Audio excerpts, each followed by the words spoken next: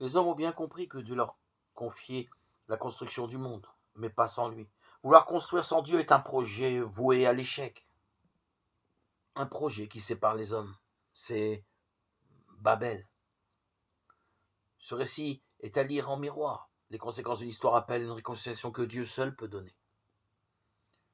Par eux-mêmes, les hommes sont incapables de retrouver l'unité qu'ils ont perdue.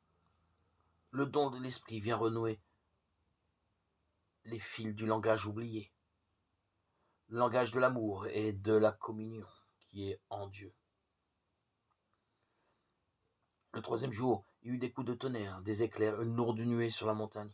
La montagne du Sinaï était toute fumante, car le Seigneur y était descendu dans le feu. Exode 19, 16-18. Le récit de la Pentecôte trouve dans celui du Sinaï son prototype. On ne peut pas rester insensible aux images similaires employées dans les deux récits. Soudain, il vint du ciel un bruit pareil à celui d'un violent coup de vent. Ils virent apparaître comme une sorte de feu. Acte 2, 2, 3.